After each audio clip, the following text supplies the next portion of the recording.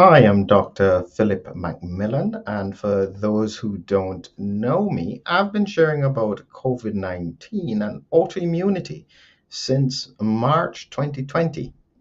Essentially, I believe that my research suggests that COVID-19 is a viral mediated autoimmune disease. However, that's not what I'm talking about today. Today, I'm just talking about science and the importance of science. And the importance of science is that science asks hard questions, sometimes inconvenient questions. And this question is about the origin of SARS-CoV-2. Why would that be a hard question? Why would that be an uncomfortable question? So that's a part of what I'm going to quickly deal with. But as usual, I would like to encourage you to join me on Substack, Everything COVID-19, post podcasts and videos since March 2020.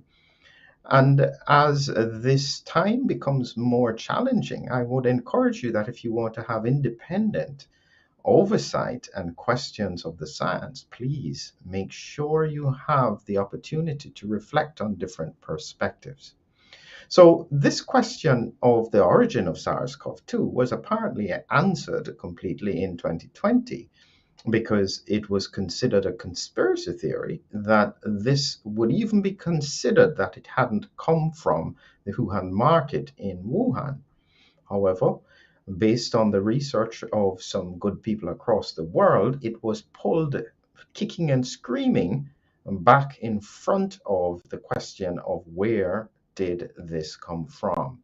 And in October 2021, when the NIH actually said they needed to look at it more closely, I had raised the point of gain of function research, which is where essentially this concept would lead to.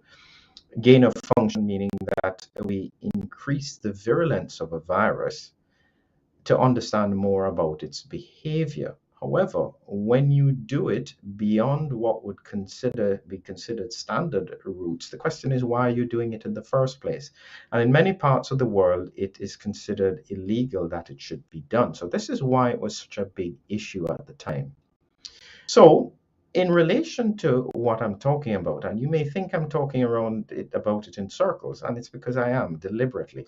I want you to go to Substack because this seems to be a very touchy topic. It's not something that it seems that people should talk about. And as I said in the description, over 6.5 million people dead. The world is in a financial meltdown because of the impact of lockdowns, personally for people as well as economies of the country, plus long COVID affecting millions with disability. I think history would look back at this and ask you a question. Why didn't you want to know? Why didn't you insist on knowing? What really would make you not want to know? And in the description, I said those who ignore history are deemed to repeat it again. It stands true. So within that point, I think that what I'm going to do is quickly give you an oversight as to what it is that is in the Substack. So please go and read for yourself.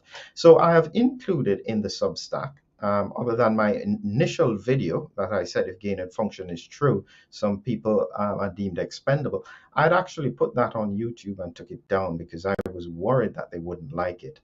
And so if you want to see what I said then, you can take a look at it. And these days it's very difficult to know what you can and can't say without causing some form of censorship. But that's a question that I'll have to figure out in my own time. So as I said, that video is there for you to take a look at. And it highlights as well the one of the more recent papers about the Hunan seafood wholesale market was the epicenter of the disease. And I certainly think that was true. There was a huge outbreak related to that. But the question is, was that the start of it? And in here, I've also looked at Vanity Fair's article on the lab leak theory. And additionally, I've got here the US Senate Minority Report on COVID-19 origins. And this is, again, just about education. It's very important when you're thinking of these things is that Yes, you can take what you're told, but if there's one thing about science, the answers only come to those who search and who seek. And so, if you wish to have a better understanding as to what happened, or should you have the responsibility to make sure you understand what is happening? In 30 years' time, when your grandchildren ask you the question, what did you do? Or how did you approach what you were told? Can you honestly say that you looked carefully at the research? So this is essentially what is in this Substack article. It looks at some of the information that came about from the international games before. This was in October 2019. So there's some very interesting things that have come up through the Senate Minority Report, and also about the story of the Indian couple who worked to trace the origin and the course of COVID-19. So, my question or my push to you is that whether or not you're a scientist, I think each person has a responsibility to make sure that they're well educated about what is going on.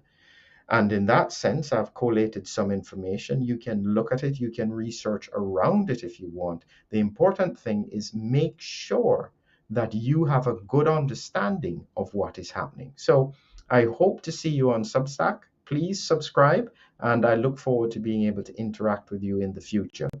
Have a great evening.